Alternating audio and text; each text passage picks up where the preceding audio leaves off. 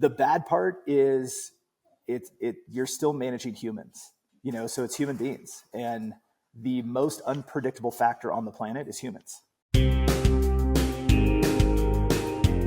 Welcome to the Measure Success podcast, where we feature top leaders on how they measure success in their business and life. Now, let's learn from their experiences.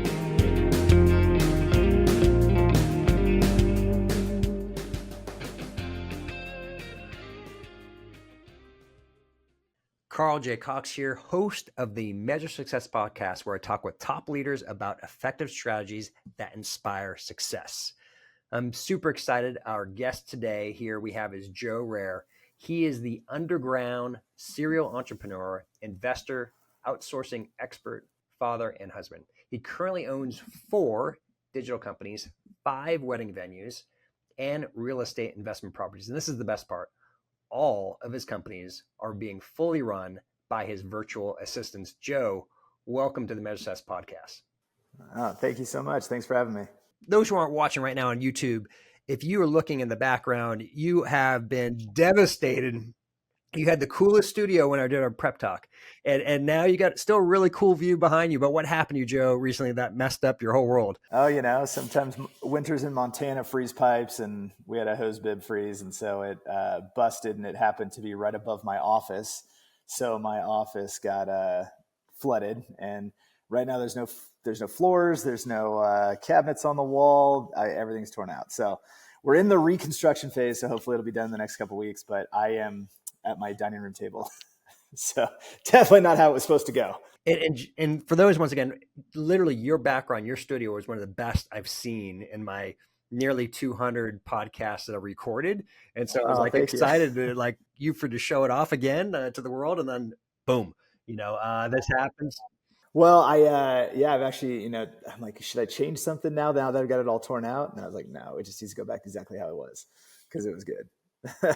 Absolutely. I mean, you have super cool stories other than the fact that you love snowmobiling up in Montana and really having a great quality life. I mean, I think that's one of the things I really love about what you do. You are definitely a crazy entrepreneur, multiple companies that you manage. And you had the key part there is being run by VAs. How in the heck did you get into that? Because I just want to, my 2 cents on it. For a lot of people, entrepreneurs out there, it's still a scary world. Despite it had been happening for years, people are like, it is not going to work for me. I'm too unique. What I'm doing is special. Convey to me how you got into this to begin with. How did you learn about VAs to begin with? So my first introduction to virtual assistants was Tim Ferriss's book, 4-Hour Workweek, and he talked a lot about that. And then he mentions, the world is flat. And so I read that. And what that's, it's not talking about flat earthers. That's talking about the ability to do business, across any vast amount of space, whether it be from here to the UK or whether it's from here to the Philippines or, Australia. It doesn't matter. The ability, because of the internet and the, all of the communication opportunities that we have, the ability to use services in another country are completely available. Then, so I read the 4-Hour Workweek first, read The World is Flat after that. And I hired my first VA in November of 2008, and it's been a team every day since. And so, the interesting thing is I got myself into a place where I opened an agency and I had VAs, but then for some reason I opened an office space with a bunch of employees and a bunch of computer equipment and, filming equipment and all that stuff. And then it failed. And so then it was like, well, wait a minute here. I was the VA guy. And now all of a sudden I have all these people like sitting next to me and they require so much, stuff, right? Desks, chairs, is the chair ergonomic, is all of these things that, don't exist when you outsource. And so when that business went under, it was an opportunity to step back and go, okay, hold on, I got to do this the right way if I'm going to, do something again. And so then it was building a process that could literally let somebody in the Philippines operate it without me. And so I got to focus on my role. And then as I was able to hand off more, it just removed me further from the equation. 4-Hour Workweek is just one of those really cool books, right? And it really, I think for a lot of people read it, it blew their mind behind it. I'm curious, prior to you reading that book, how many hours were you working normally per week? Oh, I mean, endless. Yeah, it genuinely was endless. I was, at the time, I was in my 20s. I had I had that business, the door-to-door sales business we kind of talked about offline. And then I sold that, made enough money to go get myself into real estate. It was right after the 2008, right kind of during that 2008-9 crash, and all hell fell apart. All the real estate deals fell apart. I lost pretty much all of it. And that's when actually one of my best friends handed me the book and said, "Hey, you got to read this." And I said, I'm going to sit down and I'm going to build an e-commerce business just like the book, literally page by page. So I sat at my kitchen table and page by page, I literally built a business that way.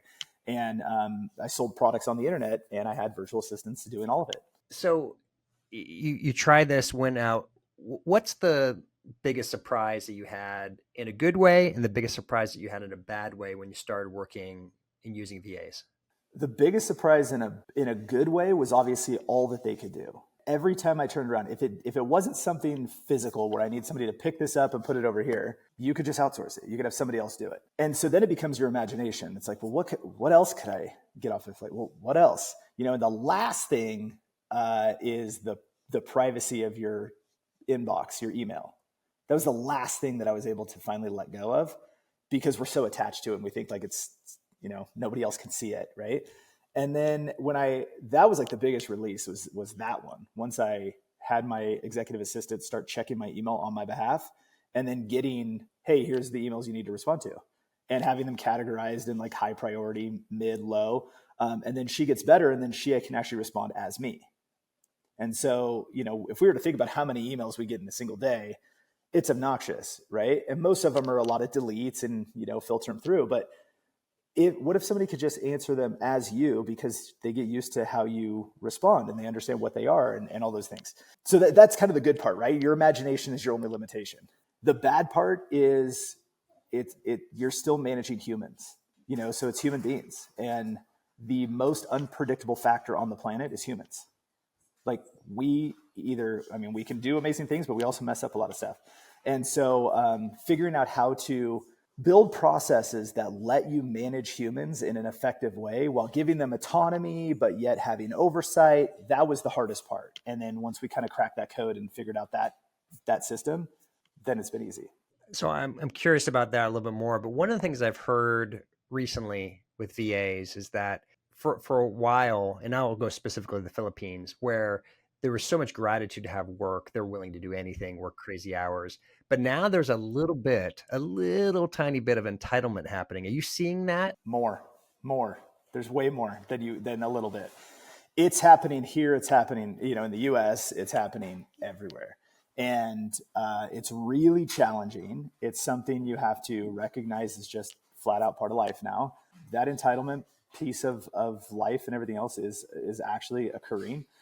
We're dealing with it the best way that we can. Wages are rising everywhere, right? They have to, because the cost of everything is going up. Well, the only thing that we can do is we can attempt to position ourselves as a place that somebody still feels that gratitude to have a career. And I think that's a lot of the difference. So one of our big key factors has been we offer careers. We don't offer freelance gigs. So it's not a gig that they're coming after. They're actually building a career. And so because we've been offering that, this specifically speaking of my virtual assistant company that I own, is we offer careers so they can work with us forever. We just had somebody celebrate just the other day 7 years working with me, and super cool for him, right? And looking back, he has family that works with us, and then my one of the heads of one of our department, we just counted, he has 9 family members that all work for the company, and you're talking like his wife, his daughter, his brother. And it's like, whoa. And because I don't manage the HR side of things, and I had no idea. And then it was brought to my attention. I'm like, okay, to me, that says a lot. But when it comes to, managing the expectations and kind of that entitlement world, it's just something that we're all going to have to deal with. And you have to find ways to do it effectively. And I think that comes around the culture. So I'm curious around that, because that is always that classic word, culture. Culture is what makes us different. What in particular a culture are you doing in a place that's what, 10,000 miles away. It's really far away, Far. right? Yeah. Going Yeah. to the Whole bunch of Philippines. time zones. Yeah, exactly. Multiple, halfway around the world. And how do you help create a culture remotely? You have to have people in place that can create an environment that's safe for them, that's encouraging for them. We want to give them upward mobility. We want to give them the opportunity to get better, to bring on, to learn new skill sets. One of the greatest things, a lot of people think that everything has to just be a pay increase, and that's the only way that you create, people to stick. And the reality is it isn't true. If you create a place that they actually enjoy what they do, they have something exciting to do on a daily basis, they have the ability to create impact, you can get people to stay forever. Not to say that building a culture isn't hard, because it's very hard. But the way we have to do it is we have to have people in place whose job is to bridge that relationship gap because they're so far away. They have to know what's going on in their personal life. Something I just started implementing that I think is really unique. I don't know who said it, but I'm not going to take credit for it, but somebody said it who's smarter than me. They created a document, and that document asks people like their things they're interested in, the things they like, the things they love. And what we're trying to implement now is that when they do something amazing, we go to that employee file, we look at what their loves are, and then we try to reward them with something off of that list. And it could be as simple as, this person loves to like travel and do things with their family. Awesome. Grab an extra day on the weekend to go do something with your family. That extra day it has so much more impact than giving somebody a bonus. And so things like that are helping our culture. Yeah, I love to hear, it is interesting on what you just right there is it's not all about comp, right? When you have a bad culture, it's CTC, which is basically, my brother-in-law coined this beforehand, which is just cut the check. And that is not a good environment, right? When you're in an environment Right. where it's like, all I care about the paycheck, then you are by definition competing on price for wages, because they're just going to go to the next place. But when you have a great place to work, but you nailed it there, when people know how they can be successful, that it's making a difference, and that they're going to reap rewards and joy, and they have an opportunity to grow, that's what people want, right? They want a place where they can succeed and have autonomy and be trusted, right, by doing great work, as opposed to, I can't stand being here, just cut me the check, or I'm going to find another check for somebody else. Well, it's great when you get those people. I'm super grateful that we find out when we do, right? If you're just, hey, cut the check, and like, I just want to do my work and get out, you don't fit. So that's great to know, because I'd rather you go do the thing that's going to be beneficial to you. Just go work your hours and go freelance, do your thing. That doesn't fit inside our culture. So you're not a good fit to work with us, and that's okay. And being okay with that, it took me a while to get used to, because I'm like, how would they not want to work with us? And why aren't they engaged? And why aren't they involved? And then you realize, like, it's not who they are. And that's cool. So go do that over there. No, I think that's, I love it. I love it how you create a culture, how do that. Once again, super far away.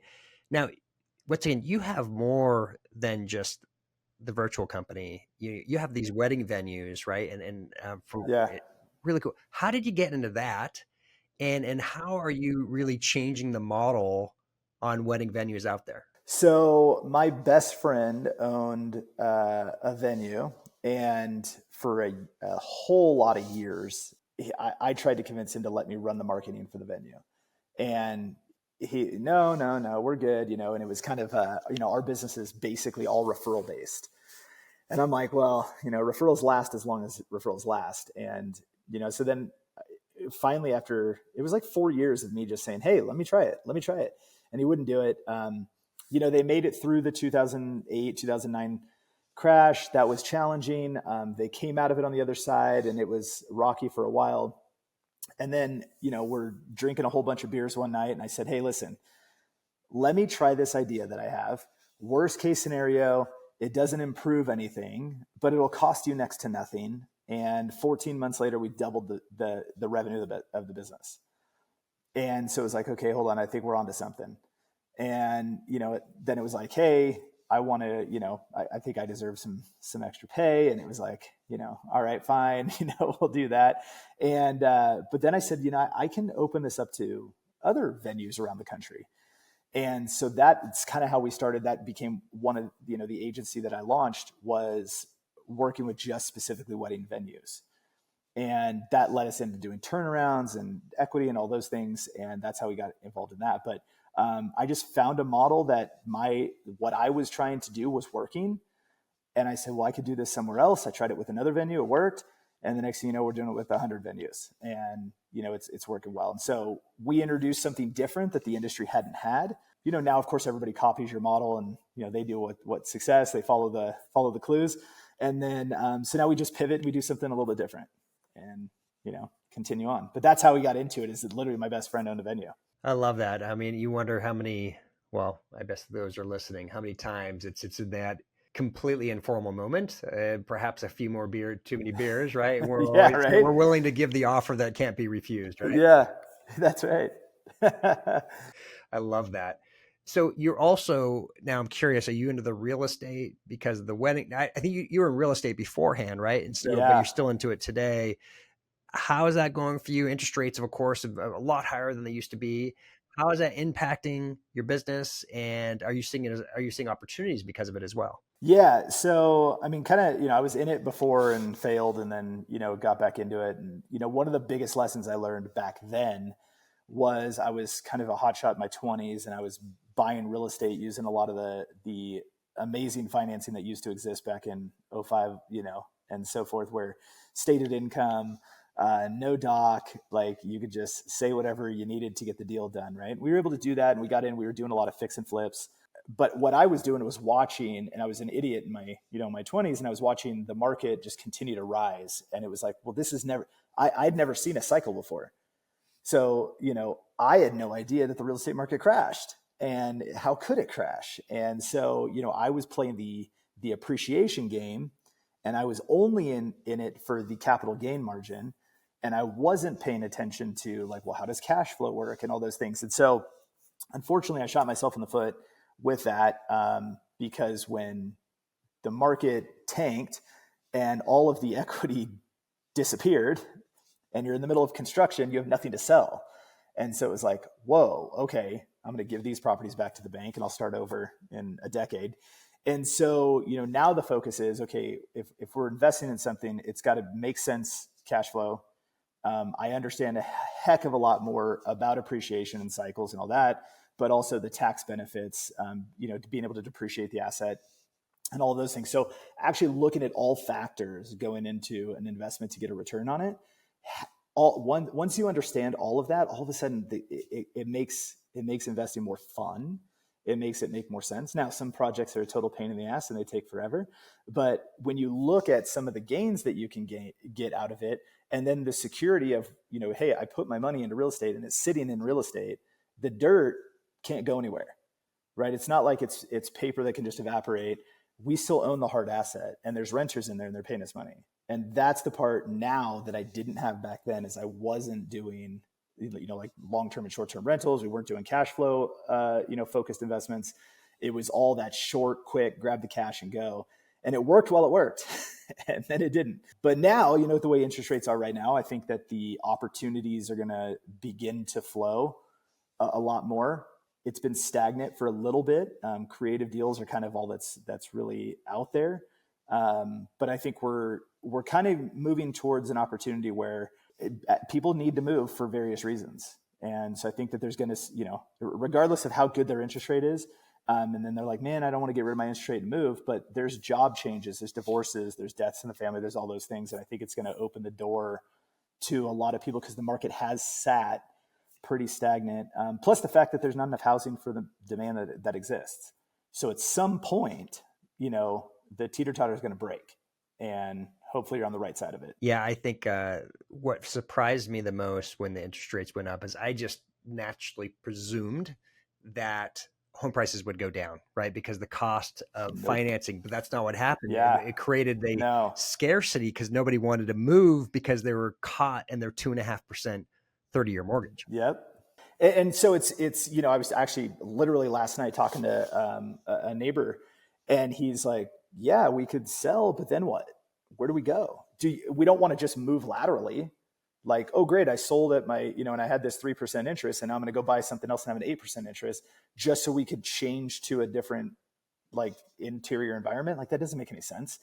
But we were also discussing, like you said, the values didn't decline. And that's been the part I think that's been the most crazy for everybody to understand, is that what people see is they see a list price and then they see the adjustments, and that's where properties are selling at. But the thing that's interesting is that sale price is still higher than the sale price from last year and the year before and the year before. And so the home values are still rising technically, but the list price to sale price is what most people see. And then they go, look at the decline. And it's like, it's still not declining. People are just they're not getting their unicorn. Correct. Right. And you know this better than I do, but the cost of construction is so much higher today. Stupid. It is. It's stupid compared to what it used to be, and not long ago. And so even if you do have land and it's buildable and you actually put a home on it, your all-in cost are 2, 3, 4, 5 times what it used to be not long ago. So you have to sell it at a high price. And that's why the median home price is so much higher than it used to be. And that's what these builders are finding too, which is challenging for the builders. They go in and they're going to build, let's say four properties. They may make one of them like a killing on one of them, and they could lose on the other 3. And that one win has to cover the losses of the other 3.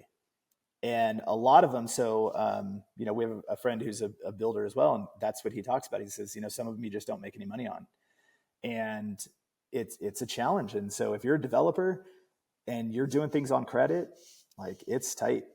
Okay, this is unfair what Joe I'm going to be asking, because nobody has a crystal ball. But let's just presume, for argument's sake, interest rates go down 100 basis points, go down to 1%.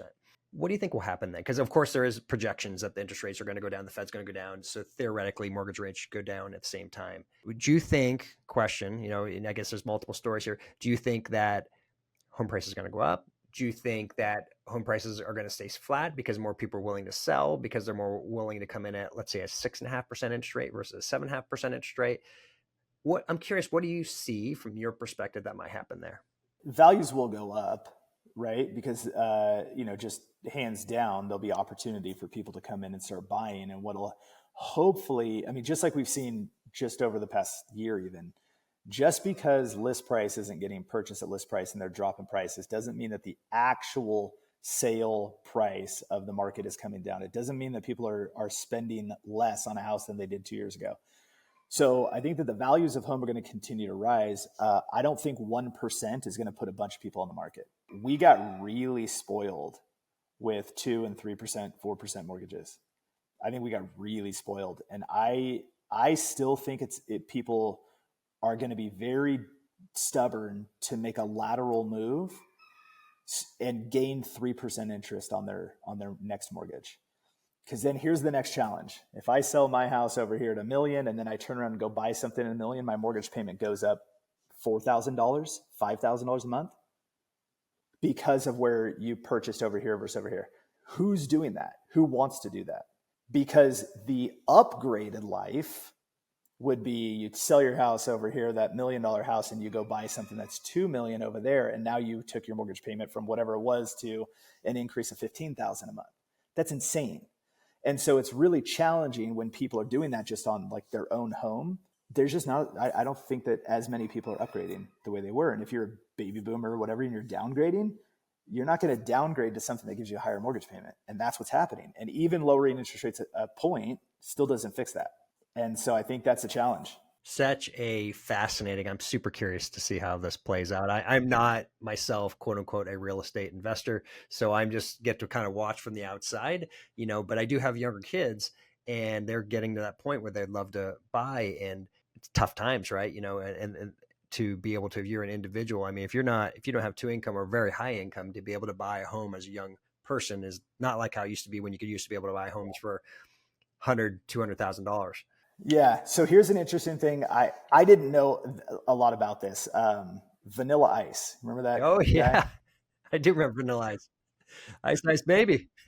Guy disappeared off the face of the earth. Nobody really knew what was happening. Came on, he was on some show. He was doing some like rehabs on properties and so forth. Turns out the guy gets into development. And I only kind of caught on to it because I see this video and he says he has $50 million worth of cars, collectible cars. And I'm like, I'm not a car guy. So I'm like, that's kind of stupid. But I kind of followed with what he was doing. He was talking about he owns tons of real estate, like tons of real estate. He has never purchased a property that's listed on the MLS. Not one, ever. He door knocks and goes to somebody's door, and he'll do it over and over every day. And he'll just go, hey, this is the area he's trying to invest. Hey, I'd love to buy your house. Would you be willing to sell it? I'd love to buy your house. Would you be willing to sell it? Over and over. Now that work ethic is insane. There might be more efficient ways to do it. However, the point being is that I think that the opportunities for people like, your kids, as you mentioned, to buy properties isn't going to come by what's on the market. It's going to be working a creative deal to where they find something off market. Look at somebody who listed their home and then took it off the market. They wanted to sell, couldn't sell. So now go to them and try to figure out what their pain point is. What's the reason that you were looking to sell? What happened? How come it didn't go through? Now they're not repped by a real estate agent. So you can go and you can have a legitimate one-to-one conversation, actually talk to the person, find out what's going on that isn't the circle jerk of talking to a real estate agent, which drives me nuts, right? Hey, hold on. Let me tell my agent so my agent could tell your agent could tell you, then you bring the cycle back. Like that is ridiculous. Go directly to the seller and say, hey, listen, what are you looking for? What if we could work out some sort of creative deal? And you carry a note for me and I don't have to go to the bank and deal with crappy interest rates. There's a ton of creative opportunities. And I think that is where probably the most upside is in the market right now. Well, and you consider, right, of what has happened recently with real estate. People are selling, right? Selling homes, those who are selling, with all the concerns right now over whether they can get their high rates, right? They've been selling. There's a problem there in the market, right? There's inefficiency right there. Because there's one thing when it was a $200,000 home, but it was $1 million home and you're still paying the same percentage, right? Makes no sense. Makes zero sense, right? And look, we have tons of friends in the real estate market and I respect their profession. I have a real estate agent who reps us. Every transaction you could possibly think of, I sit here and go, I cannot believe the commission that's getting paid out on this. This is insane. And if you're buying something, you're like, whatever, because it's on the sell side, right? But I just sit here and I think like it doesn't make any sense that you would give up a percentage of the end total. Because like if you bought something for easy math, you buy something for 500, you sell it for 7, there's a net gain of 2. But at 7, if you're giving up 6%, that's a gigantic amount. That's $42,000, right? So 42 minus your net 200. Now all of a sudden, I mean, you lost, almost a fourth of all of your earnings. That's crazy.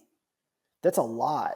And so I think that this NAR settlement, it disrupted the market. And it's funny to watch, all these people freak out when they just don't realize like all the stuff's just going to happen. It's not going to be disclosed. Right? It's going to happen behind closed doors. It's going to be a conversation between two people. Hey, this is how we'll get you your commission and so forth. And that's how the deals are all going to get done. However, somebody made a great point. There's not a single thing that a real estate agent does, not one, that can't be done in an app. So who's going to develop the app and make, $20 billion on this app? That's literally going to be a real estate agent. It is going to be the real estate agent because they can unlock the door from the phone. And boom, then they unlock, okay, great, go in, show yourself the property. One of the things will be to set up a camera or something. I mean, there's going to be so many ways to do it, but, you want to do a buy-sell agreement? Great. Here it is. You type in the information that you want. Here's my offer. Here's the things I want. Spits out an offer, sends it to the seller. All of this can be done with an app. And I think that we're going to see somebody's going to come in and somebody's going to be willing to just go, yeah, I'll rep you as a buyer for, a flat $2,000, show you a couple houses, get you into somebody's going to do it. Somebody's going to write contracts for $1,000 and they're going to have more people lined up out the door than they know what to do with. And I think the market's going to change a bit. I just think the way that agents are compensated has to change because it doesn't make any sense as real estate prices get out of control. I just think that going off of a net percentage of the actual, end price doesn't make any sense. It never has, but we've all done it. We all pay them. Well, it's been, once again, I think it made a lot of sense when it was, and the houses were 1 to 2 to 3, 400,000. But when homes kept on creeping up and when all of a sudden million became in some places normal, right? Normal. When that's normal, that same percentage, that's that's a pretty big payout, It's gigantic. right? And the effort didn't change, right? So the output of an agent didn't change between 500,000 and a million, but the exponential growth of their commission is such a huge difference. No, I'm with you that I believe there will be, well, this case was one thing, right? But I agree with you, especially the younger generations, which are, if you think of dating, who would have thought that the majority of dating by people would be by connecting on your phone? Still doesn't make sense to me though. I can't figure it out. I know. And unfortunately, I married my high school sweetheart, so I never had to go through that process, and that was a long time ago. But for those who are in the younger generation, that this is what 70% or something like that is dating is connected now through the phone. If they're willing to get their person in their life on their phone, don't you think the home is the next step? I can't imagine why it wouldn't be. The representation of an agent is really on making sure that somebody doesn't do something stupid because they just don't know the rules. But if you were to factor into an app or some process, protection on both sides, so that it's like nobody can do anything nefarious because it just isn't allowed. The app doesn't allow it, right? So, the deal is with two real estate agents, and that's why, when you get a brand new agent and there's a seller and they're like, dude, we're going to get this guy, right? Because the agent over on the other side is new, doesn't know how to negotiate, doesn't know all the little ins and outs, and then the seller can take him for, whatever, or vice versa, right? Oh yeah, we can get this, we can negotiate on this really well. So I think there's an opportunity to eliminate that nefarious action on both sides through technology. I think it exists. Now, it kind of sucks because I think that there's some intuition around the market that agents can bring to the table. They see numbers, they see what's going on, they understand neighborhoods, they understand this versus that. Hopefully they know something that's coming down the line to know this is a better place than that place. That's the only advice that I would see that's just unbelievably valuable, because paint color and curtains and window trimmings and stuff like that, whatever, that's what Pinterest is for. That's a great line there. That's great. Well, I've always felt, I've always loved salespeople, and I mean this in a sincere way. So anyone's listening, don't confuse that I love people that are in sales because I think they move the world, because the vast majority of us will not make a decision if it wasn't for a salesperson to help persuade us to make a decision, because despite all the facts, it's still emotion, right? Emotion still drives us changing something. But once again, as we continue to gain confidence in the machines, right? I think the machines is going to be driving us to be using apps to get rid of. I mean, if you could go, I can save $70,000 on $1 million purchase. Who wouldn't do that? Especially if you can decrease your payment, right? That you're going to be involved with, or the net you're getting from the sale of a home. It's going to change. I'm really curious to see once again how it's going to play out. But I think agree over the next 5 years, I think it's going to be stunning, and a lot of the people who have been able to benefit, find new opportunities or be the best in the world, right, at it is probably the right thing to do. All right. So this has been awesome. I knew this was going to be a fun conversation, Joe. So I'm curious for you, you have now all of these businesses, multiple businesses. How much, if you may, how much hours are you putting in now per week to manage all those businesses?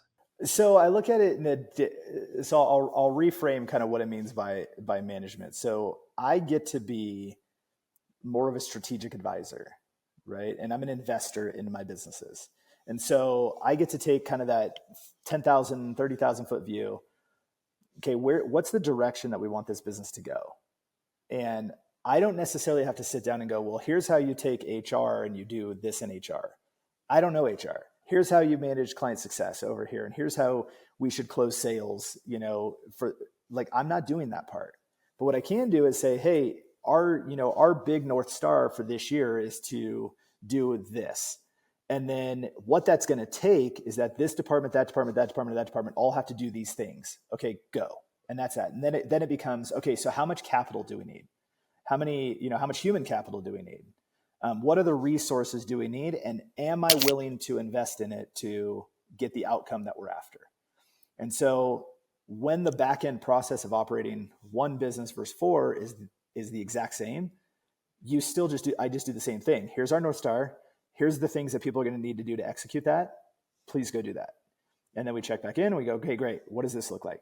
So On a weekly basis, it kind of depends if we're in some sort of a sprint, if I'm building something new, if we're going to change one of our offer type, because I still handle like offers, right? So if our North Star is growth and here's what we're trying to accomplish and we're trying to add, a couple $1 million to top line revenue of this company, then what do we do? Okay, well, we need a new offer that's going to come out. That's my creative process. And so I get to do that part. So to me, the hard part is that's not like work. That's the stuff that I actually like to do.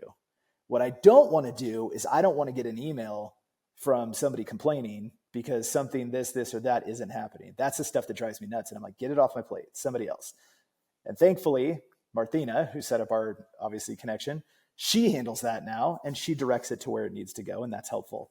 But I don't know, couple hours a day, like on it, that's about it. Oh, okay. So this is going to be the great question. Cause it's like, so what do you do? What are you doing the rest of your day? Oh, we're doing, let's see, drop off in the morning. We're doing volleyball practices, cheer practices. My daughter's doing traveling volleyball right now. So we're to different towns and, all that's going on. If there's good snow, we're snowmobiling. Summer's coming now. So, I mean, we're in never ending conversation on where we're traveling this summer. We've got trips to visit family. That's it. It sounds like, it's a lot. It's actually busy. It's busy not being as busy. Well, but what you're doing is you're doing what you love to do, and you're being with your family. And I was saying that I wasn't saying that out of any negative thing, but it's like, yeah, you're filling it with what's important. And what I want to outline here, what I love, what we're talking about is you've gone from becoming a CEO to a shareholder. Yes. Yeah. Robert Kiyosaki. So go to the cash flow quadrant, right? So you go from, you could be an employee, which that's not been my jam, self-employed, which I've done that most of my adult life, to being a business owner, which is where I kind of shifted to, and then pulling yourself down into the I quadrant where you're the investor. And the faster, so if anybody hasn't read the book or anybody doesn't understand the concept today, as it is today, my best friend and I are very, very consistent on this. The most important thing that you could possibly do in your financial life is to get yourself to the I quadrant as fast as possible. And that's in your own business. How can you get yourself out of your business? And not to say that it's not going to suck you back in, right? Because then there's a project and there's something and you're the expert in it. And so you need to be a part of it to support it and get it done. So don't, we're not excluding the fact that those things happen. But the reality is that if you can get yourself to the point where the majority of your focus is as an investor, and how do I invest in this company? There's multiple ways to invest too. It's not just financial resources. It's human capital. It's intellectual property. A lot of people don't recognize how important your intellect into a business can be. We just changed this word. So we have, this is like the simplest thing, and it's been gigantic for us. So we have a project-based service where we sell blocks of hours. People can use it. They can submit all kinds of tasks and projects to our team, and our team will actually do the work for you. And then they'll submit, the output.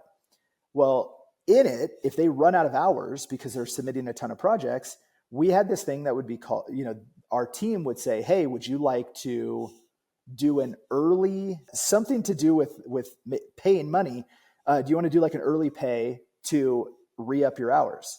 And I forget what the term was. Now I can't even remember, but it was basically like, hey, would you like to pay again before your due date? Would you like to pay early to get us going on projects again? And I'm like, that doesn't make any sense. We need to change that phrase. I said, let's change it to early service something. And it was something as simple as that. And this was like, a month and a half ago. Our take on it, some people would go, nah, let's just wait, right? Let's just wait. I've got 10 days left. Hey, let's just wait. We got 2 weeks left. And then they wouldn't do it and they'd be sitting stagnant.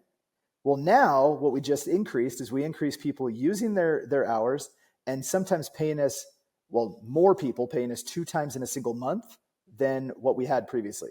So we increased our revenue by changing one phrase in how our team communicated with them. And all it was I kept seeing this come through in conversations on our Slack. And I was like, that doesn't quite resonate with me. And then I just changed that phrase. And all of a sudden, over the past month and a half, we've had more people take an additional, service payment than they normally would. So we increased revenue by doing nothing. That intellectual property, that ability to do that is unbelievably valuable. And so if we were to scale that out 10 years, how much was that worth as an investment? It could be millions. So that's the kind of stuff that I enjoy. I love how you brought that up. I think it's absolutely fascinating, once again, of how we can do, once again, change a small word, right? And what we're doing and find huge opportunity, right? Because it looked like it was a constraint beforehand. All right, Joe. So we are at that point where we're going to have to run through some quick questions I always love to ask. In your businesses today, how are you measuring success? Team happiness, how everybody's enjoying what they're doing. If everybody doesn't enjoy, if they're not enjoying the process, then it's not going to matter. I am a revenue, more profit focused success metric kind of guy too. I think if the business isn't making money, there's no reason to do it. And then is it giving me the freedom to be with my family? Like I want to do drop off every single day. I want to be a part of everything. There's never going to be a volleyball, tournament that I'm not engaged in and all those things. That's, one of the biggest measurements. That's awesome. No, I love that. And what I liked about that is you actually were including measurement, not just for your business, but your personal life that you brought in there, and that's what I love is you've integrated, realized it's all one life, right? And you can connect it all, and you found a way to do that. I love the remodel. You mentioned a couple books here throughout the podcast that really influenced you. What is a book today that you'd recommend for our audience? Built to Sell. Built to Sell. Built to Sell. So that's a really good book. It helped with processes. It helped with productization in services and how we offer something that can be replicated. And so the entire idea is if you're going to build another business, could you just build it off the same model that you already have? And for us, that's absolutely necessary, right? The same team members are going to need to run one business versus another. And so that is all about building the business so that the person operating it could walk away from it and somebody can buy it and take it. Now, it doesn't mean you have to sell, but if you build it to sell, you're building a system that is sellable, it's scalable, and you don't have to be involved in it. Built to Sell is a great book.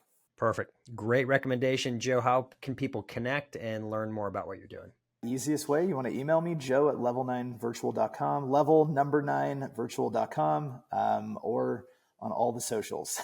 I'm around. My VA will answer, obviously, first. But if it's something important, if you say, hey, Joe told me on a podcast that he is going to respond to my message, she'll put it in my priority inbox, and then I'll get back to you. So do that. Hey, Joe, it's been an absolute pleasure to have you on the Measure Success podcast today. You got it. Thank you so much for having me. I appreciate it. Absolutely. And to everyone else who's listening, we hope you've enjoyed this show as always, and wishing you the very best at measuring your success. Have a great day. Thanks for listening to the Measure Success podcast. We'll see you again next time to learn from the best. Remember to subscribe now to get future episodes.